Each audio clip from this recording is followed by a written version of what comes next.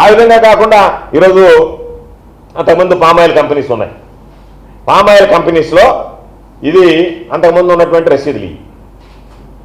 బయట వెహికల్స్కి 300 రూపాయలు వసూలు చేసేవాళ్ళు. ఇవన్నీ 2019, 2024లో ఉన్నటువంటి రసీదులు. ఇప్పుడు కొత్త రసీదులు సృష్టించారు. పాపం కొత్త పద్ధతి ఇది. కేపీ ఎడిబుల్ ఆయిల్ ఓనర్స్ అని 800 రూపాయలు. మామూలుగా మనము సినిమాకు పోయినప్పుడు సినిమా టికెట్ల మీద పాత రోజుల్లో ఉండేది నెట్ ఇంత, అది ప్రొడ్యూసర్కి బాధ్యత, ట్యాక్స్ ఇది ప్రభుత్వానికి వస్తుందని. అట్ట ఈ 800 నెట్ సోమిరెడ్డి ఆఫీసుకు పోద్దంట. ఇది ఆ 300 మాత్రం అసోసియేషన్లో ఉంటుందంట. కాబట్టి ఈ 800 రూపాయలకి సపరేట్గా రసీదులు ప్రింట్ చేయించి అక్కడికి పంపించాడు. అదేవిధంగా 3 ట్యాంకర్లు ఇతర రాష్ట్రాలకు పోతే 1 ట్యాంకర్ ఆంధ్ర రాష్ట్రానికి ఇస్తారు. డిఓ పద్ధతి ఆనవాయితీ. దానికి సంబంధించి మీరు ఏమీ ఇవ్వబడి ఆంధ్ర రాష్ట్రానికి ప్రతి ట్యాంకర్కి నాకు 4,000 రూపాయలు ఇస్తే చాలు అని చెప్పి ఇదిగో 4,000 రూపాయల రసీదు. ఈ 4,000 రూపాయలు సోమిరెడ్డి ఆఫీస్కి. ఎప్పుడైనా ఇటువంటి రసీదులు పెట్టి ఈ విధంగా 4,000 రూపాయల ట్యాంకర్కి 800 రూపాయలు మామూలుగా అక్కడికి వచ్చినటువంటి అసోసియేషన్ ఖర్చులకు 300 తీసుకుంటే ఆ 300కి అదనంగా మరొక 800 రూపాయలు. ఎప్పుడన్నా ఎక్కడన్నా ఇటువంటివి మేము వైఎస్ఆర్ కాంగ్రెస్ పార్టీ అధికారంలో ఉన్నప్పుడు జరిగాయా? జరిగితే వెళితే అక్కడ ఉన్నటువంటి యజమానులు ఇది కరెక్ట్ కాదు, మీరు చేసేది అన్యాయం అని చెప్పి తిరగబడితే నేను వచ్చిన దాకా ఆగండి, నేను అసెంబ్లీ సమావేశాలు అయిపోయిన వచ్చిన మైనే దాని సంగతి ఏందో తేలుస్తానని చెప్పి ఈరోజు 300 రూపాయలు తీసుకోవాల్సినటువంటి దగ్గర 800 రూపాయలు అదనంగా ఇవన్నీ కూడా మీకు ఇస్తాను. అదేవిధంగా 3 ట్యాంకర్లకు 1 ట్యాంకర్ ఇస్తే ఆ ట్యాంకర్ కూడా మాకు అవసరం లేదు, సరాసరిన మాకు ప్రతి ట్యాంకర్కి 4,000 ఇవ్వాలని చెప్పి 4,000 రూపాయలకు ఒక రసీదు. ఇవి కంపెనీల మీద దౌర్జన్యాలు, బలవంతంగా వసూళ్లు, ఇవన్నీ కూడా చూస్తే నేను అడుగుతున్నా, వీటి మీద కూడా చంద్రబాబు నాయుడిని ఏ విధంగా అయితే దౌర్జన్యాల మీద నేను ఏమన్నాను విచారణ, అయ్యా ఇది పామాయిల్ అసోసియేషన్కి సంబంధించి అసోసియేషన్లో అదనపు వసూళ్లు, దాని మీద ఒక విచారణ చేయించి మీ ఎమ్మెల్యేలు ఏ విధంగా ఎంత నీచానికి దిగజారిపోయారో ప్రజలు అసహించుకుంటారా ఏమనుకుంటారా అనేటువంటిది కూడా లేకుండా ఈరోజు నేను చెప్పా. అదేవిధంగా ప్రభుత్వ రంగ సంస్థ ఫ్లై యాష్ ఏపీ జెన్కోలో ఫ్లై యాష్కి సంబంధించి అనేక సందర్భాల్లో చెప్పా, బల్కర్కి 1,00,000 రూపాయలు నువ్వు విచారణ చేయించి చంద్రబాబుకి ఆయన ఎమ్మెల్యేలు ఆయన నేను చాలా క్లీన్ హ్యాండ్స్ ఉండడం, సోమిరెడ్డి కొడుకే డీల్ చేస్తున్నాడు నేరుగా, సోమిరెడ్డి కొడుకు పాత్ర ఉంది, సోమిరెడ్డి కొడుకు పాత్ర ఉందా లేదా అనేటువంటి దానికి ఎవరు విచారణ చేసినా చెప్పేస్తారు. లోకల్ పోలీసులకు చెప్పినా విచారణ చేసి చెప్తారు. ట్యాంకర్లు ఎక్కడ లోడ్ అవుతున్నాయి, ఎక్కడికి వెళ్తున్నాయి, ఎవరి పేరుతో లోడ్ చేస్తున్నారు, ఎక్కడ పోయి అన్లోడ్ చేస్తున్నారు, ఈ వివరాలు కనుక్కుంటే ఒక్కొక్క ట్యాంకర్కి 1,00,000 రూపాయలు లెక్కన మాట్లాడుకొని 20 ట్యాంకర్లకు ప్లాన్ చేశాడు. 16 ట్యాంకర్లు ఇస్తున్నారు. ఇప్పుడు 16 బల్కర్లు, 16 బల్కర్కి 1,00,000 లెక్కన నెలకు 16 లక్షల రూపాయలు దాని మీద ఆదాయం. పామాయిల్ మీద అసోసియేషన్ మీద నేను వెళ్ళా, ఎప్పుడు అసోసియేషన్ మీద ఏ విధంగా ₹1 కోటి సంపాదించాలని నెలకి అని చెప్పాను. టార్గెట్ ఏంటంటే 1 crore. దానికి సంబంధించి 300 రూపాయలు ఇంతకుముందు ఖర్చులకు ఇస్తున్నారు. ఎమ్మెల్యే ఆఫీస్కి 800, 4,000 రూపాయలు బయట ఉండేటువంటి ట్యాంకర్లకి ఇవన్నీ పెట్టి ఎక్కడన్నా ఇంత బలవంతంగా దౌర్జన్యంగా వసూలు చేసి బరి తెగించి చేసినటువంటి సందర్భాలు ఎక్కడన్నా చూసామా, ఎప్పుడన్నా జరిగాయా? కాబట్టి చంద్రబాబు అసెంబ్లీలో ఏమేమి చాలా క్లీన్ హ్యాండ్స్ మనం చెప్పాడు. పవన్ కళ్యాణ్ గారు కూడా చెప్పాడు, నా మీద ఏదన్నా ఆరోపణ వచ్చినా విచారణ చేయించమన్నాడు. పవన్ కళ్యాణ్ గారి మీద విచారణ చేయించమని సోమిరెడ్డి మీద విచారణ చేయించు. సోమిరెడ్డి అవినీతి నేను నీకు చెప్తున్నా ఆన్ రికార్డ్ నేను చెప్పేటువంటి వాటి మీద వాస్తవాలు కదా నువ్వు తెలుసుకో. ఆ తర్వాత సరిలేమైనా సరే తీసేయి. నీ మాట కూడా వినడు, నువ్వు కానీ ఏదైనా మాట్లాడితే నీ మీదకి ఎదురు తిరుగుతాడు, ఏదైనా నువ్వు చేసేదానని. కాబట్టి నిన్ను ఇప్పుడే తిడుతున్నాడు. ఇంకొంచెం ఎక్కువగా బహిరంగంగా తిట్టేవాడు నీ బాహటంగానే తిడతాడు. ఇప్పుడు రాత్రులు మందు కొట్టినప్పుడు తిడుతున్నాడు, నిన్ను బాహటంగానే తిడతాడు, నీ ముందు వచ్చి కూడా తిడతాడు. ఎందుకంటే ఆ పరిస్థితి వచ్చేస్తుంది అతను. కానీ డబ్బులు వద్దు అని కానీ అన్నామంటే ఎవడి మాట వినడు. ఇదే పరిస్థితులు లేడు. అబ్బా కొడుకులు ఇద్దరు అదే పనిలో ఉండాలి. కాబట్టి నేను చెప్పేది ఇది నిజంగా ఫ్లై యాష్ అనేటువంటిది ఇప్పటికి 10 సార్లు చెప్పా. జరుగుతుందా లేదా అనేటువంటి దాని మీద ఏదో విచారణ జరిగిందా? లేదే. అంటే మీరు దోచుకోండి అని చెప్పి మీ ఎమ్మెల్యేలకు లైసెన్సులు ఇచ్చారు. మీ ఎమ్మెల్యేలు కొడుకు సోమిరెడ్డి కొడుకు ఇదోగా దోషిపారేస్తున్నారు. మీరే పట్టించుకునేటువంటి పరిస్థితులు లేడు. ఆయనేమో మరలా పాపం నాకు అనిపించింది కొంచెం బక్కగా ఉంటాడు, కానీ కొంచెం కాషాయ వస్త్రాలు వేసి పైన వేసి కొంచెం గడ్డం ట్రిమ్మింగ్ చేసి కొంచెం కలర్ ట్రిమ్మింగ్ చేస్తే అమ్మా రామకృష్ణ పరమహంస మళ్ళీ వచ్చాడా అన్నట్టుగా మాట్లాడాడు.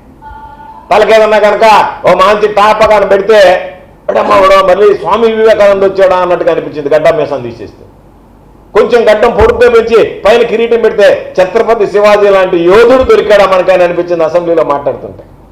కాబట్టి ఏ గడ్డపైనా సరే సూట్ అయ్యేటువంటి విధంగా మాటలు మాట్లాడేవే పాపం చంద్రబాబు నాయుడు అనుకుంటాడు, అబ్బా ఇట్లాంటి కదా ఈ ప్రభుత్వానికి రాష్ట్రానికి దేశానికి అవసరం, ఇంత నీతి నిజాయితీ కలిగినోడు చేసేటువంటి గబ్బు పనులు గలీజ్ పనులు నెల్లూరులో కంపు కొడుతుంటే వాటి గురించి తెలియకుండా నీకు అసెంబ్లీ దాకా కొట్టదు కంపు ఇంకొక సెషన్కి. ఇప్పుడు నెల్లూరులోనే కొడుతుంది కంపు ఈ కంపు. అందుకని చెప్పి నువ్వు పాపం ఆయన ఏదో చెప్పాడు, ఆయన పాపం వంగిపోయాడంటే చంద్రబాబు నాయుడు గారు ఈయన అనర్గళమైనటువంటి ఉపన్యాసానికి బీరు బ్రాండ్లు చెప్తా ఉంటే ముందు బ్రాండ్లు చెప్తా ఉంటే. కాబట్టి నేను అడిగేది ఈరోజు లేఅవుట్ల గురించి మాట్లాడు. ఎస్, ఎక్కడ లేఅవుట్ ఉన్నా సరే నీ అల్లీపురం చుట్టూ ఉన్న లేఅవుట్కి ప్రతిపక్షంలో ఉన్నప్పుడు నువ్వు తమరు డబ్బులు పిండి కళ్ళు మూసుకున్నటువంటి వాడివి. నీ ఇంటి చుట్టూ ఉన్న అక్రమమైనటువంటి లేఅవుట్ ఈరోజు విచారణ జరుగుతుందని చెప్పారు. ఈరోజు పత్రికలో వచ్చింది వాటి మీద విచారణ జరుగుతుంది అన్నారు. సంతోషం. ఆ విచారణలో వాస్తవాలు నిగ్గుదాల్చకుండా దొరికిపెట్టే పని ప్రయత్నం చేయకండి. ఎవరి పాత్ర ఉంది, ఎవరున్నారు దీని వెనక? నీ ఊర్లో నీకు లేఅవుట్లు వేస్తే అవి కనపడలేదా? నేను ఒకటే మాట చెప్పా, లేఅవుట్ల దగ్గర ఈ 40 రోజుల్లో నేను ఎమ్మెల్యే అయిన తర్వాత ₹1 తీసుకోలేదని ప్రమాణం చేయమన్నా. నేను చెప్తున్నా, లేఅవుట్ వాళ్ళు నువ్వు అడిగిన దిగిపోతే వాళ్ళ రోడ్లు తవ్విస్తే ఏం హక్కు ఉంది నీకు? ఏం అధికారం ఉంది నీకు? ప్రైవేట్ లేఅవుట్ వాళ్ళు పెట్టి నుడా కింద పర్మిషన్ తీసుకుని ఇస్తే నాకు మీరు మామూలు లేదు కాబట్టి మీకు పోయేటువంటి దారులు దోసేస్తా. లేదనుకుంటే వాళ్ళని పిలిచేది ఎవరినో ఒకరిని, రెవెన్యూ వాళ్ళని, దాంట్లో గవర్నమెంట్ ల్యాండ్ కలిసిందని చెప్పి మీరు మాట్లాడండి, నా దగ్గరికి వస్తారు, నేను డబ్బులు వసూలు చేస్తా. ఇప్పుడున్నా ఈ జిల్లాలో ఎక్కడన్నా జరుగుతుందా? సర్వేపల్లిలోనే జరుగుతుంది. రాష్ట్రంలో ఎక్కడన్నా జరుగుతుందా? సర్వేపల్లిలోనే జరుగుతుంది. సోమిరెడ్డి కొడుకు ఇద్దరు బరి తెగించారు కదా ప్రతి విషయంలో దోచుకోవడానికి. ఇది వాస్తవమా కాదా? లేఅవుట్ల విషయంలో నువ్వు డబ్బులు వసూలు చేసావా లేదా? ఎవడన్నా లేఅవుట్ దగ్గర చాలా మంది ఎమ్మెల్యేలు పనిచేశారు సర్వేపల్లిలో. లేఅవుట్ల వాళ్ళ దగ్గర డబ్బులు వసూలు చేసినటువంటి నేపథ్యం ఎప్పుడన్నా సర్వేపల్లి నియోజకవర్గంలో ఉందా? జరిగిందా? ఇప్పుడు జరుగుతుందా? అదేవిధంగా పాపం ఉన్నప్పుడు చెప్పాడు, నేనున్నప్పుడు సూరాయపాలెం అనేటువంటి విలేజ్లో సంగం బ్యారేజీ దగ్గర ఆనుకుని ఉండేటువంటి విలేజ్లో అక్కడ పాపం రైతులు ఇబ్బంది పడతారు, భూగర్భ జలాలు అడుగంటిపోతాయి కాబట్టి అక్కడ శాండ్ ఎత్తడానికి లేదు అని చెప్పి ఎవరు ఎన్ని చెప్పినా ఎత్తనే లేదు. అక్కడ నేను వ్యాపారం చేయలేదు. అటువంటిది ఈరోజు ఇరిగేషన్ వాళ్ళని పంపించి మీరు ఏమి చేస్తారో నాకు తెలియదు, డ్రెడ్జింగ్ చేయాలంట, అక్కడ లోతు పెంచాలంట. అక్కడ ఎంత లోతుంది, ఎంత ఇసుక ఉందంటే ఇసుక కొట్టేయడానికి రకరకాలైనటువంటి కారణాలు పెట్టి ఆ కారణాల ద్వారా ఎక్కడ ఇసుక కొట్టేసి అవన్నీ మొత్తం పొలాలని ఎడారులుగా మార్చేద్దామని దాదాపుగా ₹100 కోట్ల స్కెచ్ వేసి సూరాయపాలెం దగ్గర ఇసుక ఎత్తడానికి ఈరోజు నువ్వు ప్లాన్ చేసావు. చేసావా లేదా అనేటువంటి మాట ఈరోజు నీ హయాంలో, నా హయాంలో అక్కడ జరిగిందా? ఎవరన్నా నా హయాంలో ఒక్క ఇసుక రేణు సూరాయపాలెం దగ్గర నుంచి ఎత్తాడా? ఈరోజు నువ్వు ఎత్తడానికి ప్రయత్నం చేస్తున్నావా లేదా? నేనున్నప్పుడు ర్యాంపులు పెట్టలేదే, నేనున్నప్పుడు రీచ్లు పెట్టలేదే. కారణం ఏంది? రైతుల గురించి ఆలోచన చేసాం, రైతుల సంక్షేమాన్ని గురించి ఆలోచన చేసాం. ఈ రాక క్యాష్ గురించి చిల్లర గురించి ఆలోచన చేయలే, చిల్లర చేష్టలు చేయలే. ఈరోజు ఎవరో చెప్పారు, కందలపాడు గ్రామంలో వేరే వాళ్ళకి గ్రావెల్ క్వారీ ఇస్తే అరవై వైఎస్ఆర్ కాంగ్రెస్ పార్టీ ప్రభుత్వంలోనే నేను వైఎస్ఆర్ కాంగ్రెస్ పార్టీ శాసనసభ్యుడిగా ఉంటే ఆ పార్టీ ఈ పార్టీని కాకుండా గ్రామస్తులందరూ నా దగ్గరికి వస్తే ఒకే విషయం చెప్పాను, అది గ్రామస్తులు వద్దంటున్నారు, దాన్ని ఎత్తడానికి లేదని చెప్పాను. నష్టపోతామన్నారు, నష్టపోయినా పర్వాలే, మీరు ఏదో ఒక విధంగా ఎవరన్నా ప్రత్యామ్నాయాలు చూసుకోండి, ఎవరి ప్రభుత్వంలో ఎవరిచ్చినా దాన్ని ఎత్తడానికి వీలు లేదని చెప్పి గ్రామస్తుల కోరిక మేరకు క్వారీ ప్రారంభించడం. ఈరోజు చంద్రమోహన్ రెడ్డి వాళ్ళందరినీ పిలిచి పాత ప్రభుత్వంలో ఇచ్చినటువంటి క్వారీ పర్మిషను మనం ఆపడానికి లేదు, ఎందుకంటే మీకు క్యాష్ పడిపోయింది. క్యాష్ పడకపోతే కదా గుండె పోరాటం గుర్తుకొస్తుంది. క్యాష్ పడిపోయిందంటే కండ రిలాక్స్ అయిపోద్ది కదా. అందుకని నీకు మా గుండె రిలాక్స్ అయిపోయింది, పోరాటం ఒప్పుకోవడంలా. క్యాష్ కోసం తాపత్రయపడుతుంది. ఓ పక్క డబ్బా, ఓ పక్క బ్లాక్ మెయిలింగా, వీటి కోసం తాపత్రయపడేటువంటి నీ గుండె పాపం ఆ డబ్బు చూడగానే అది ఆ తాపత్రయం పోరాటాన్ని వదిలి అంటుంది.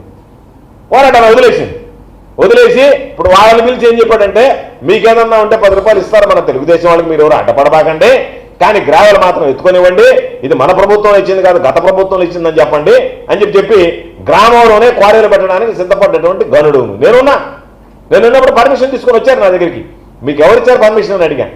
వాళ్ళ దగ్గర తెచ్చే ఎన్ఓసి అన్ని జరిగాయని అన్నాడు. ఏది ఏమైనా సరే ఆ గ్రామంలో మీరు క్వారీ ప్రారంభించలేదు కాబట్టి ప్రారంభించడానికి లేదు అన్న, ప్రారంభించనివ్వలేదు. తెలుగుదేశం వాళ్ళు అందరూ కలిసి వచ్చి మాట్లాడారు. అందుకే ఈరోజు కొంతమంది బయట మాట్లాడుతున్నారు తెలుగుదేశం వాళ్ళే. గోవర్ధన్ రెడ్డి శాసనసభ్యుడిగా మంత్రిగా ఉన్నప్పుడు వాళ్ళ ప్రభుత్వం వచ్చినటువంటి క్వారీని ఆయనే ఆపించాడు. ఈరోజు ఆ ప్రభుత్వం వచ్చినటువంటి క్వారీని మనం ఆపలేమా? అంత శక్తి లేదంటే శక్తిలో ఇబ్బంది లేదు, శక్తి ఉంది, యుక్తి ఉంది. ఆ యుక్తి పనిచేసింది కాబట్టి శక్తి బలహీనపడిపోయింది. డబ్బులు కొట్టాలనేటువంటి యుక్తి ఎప్పుడైతే సోమిరెడ్డికి పనిచేసిందో సోమిరెడ్డి శక్తి బలహీనం అయిపోయింది. యుక్తి శక్తి లేనోడు కాదు, రెండు ఉన్నాయి. ఆ శక్తి బలహీన పడిపోవడానికి యుక్తి కారణం, డబ్బులు పడిపోయింది కాబట్టి అక్కడ సంబంధించినటువంటి దాంట్లో. అందుకనే నేను చెప్పేది ఏంటంటే చంద్రబాబు నాయుడు గారు మాటలు చెప్పడం మాని నేను చెప్పినటువంటి డిస్టిలరీస్ మీద ఎంక్వైరీ చేయించి, నేను చెప్పినటువంటి కంటైనర్ టెర్మినల్ మీద విచారణ చేయించి, నేను చెప్పినటువంటి మీ వాళ్ళు చేసే దౌర్జన్యాలు బలవంతపు వసూళ్లు ఏదైతే ఉన్నాయో కంపెనీలకు సంబంధించి వాటి మీద విచారణ చేయించు, అదేవిధంగా ఫ్లై యాష్ బల్కర్ల మీద విచారణ చేయించు, శాండ్కు క్వారీకి సంబంధించి గ్రావెల్కి సంబంధించినటువంటి క్వారీల మీద విచారణ చేయించు, లేఅవుట్ల దగ్గర డబ్బులు ఎమ్మకొట్టుడు కొట్టు వాళ్ళని బ్లాక్మెయిల్ చేసి ఇబ్బందులు పెడుతున్నారు దాని మీద విచారణ చేయించు. కాబట్టి ఈ పోరాట యోధుడు ధర్మల్ విద్యుత్ కేంద్రాలకు సంబంధించి పోయాడు. ఆ ధర్మల్ విద్యుత్ కేంద్రాలకు పాపం అందరూ ఏదో కమ్యూనిస్టులు అందరూ కలిసి చేస్తున్నారు పోరాటం. పెద్ద జెండా ఎత్తపోయాడు. వాళ్ళు మన ఎన్ని చిన్న చిన్న జెండాలు కదా అని ఆ జెండాలను తీసుకొచ్చి ఈ జెండా ఈ పాపం సోమిరెడ్డి పెద్ద జెండా కదా అని సోమిరెడ్డి జెండా నీడలో పెట్టారు. వాళ్ళు మొత్తం తీసిపోయి ఒక దగ్గర కూర్చొని అమ్మ నువ్వు అమ్మి క్యాష్ చేసుకున్నాడు. ఇప్పుడు చెప్పాడు సారా ఉద్యమం అని. అప్పుడు నీకింత పనితనం ఉందని ఎవరు గుర్తించలే. గుర్తించుంటే ఆ రోజు బేర సారా జరిగి సారా ఉద్యమాన్ని కూడా ఎవరు ఒక లెక్కల కాంట్రాక్టర్కి అమ్మ ఉండేవాడు నువ్వు.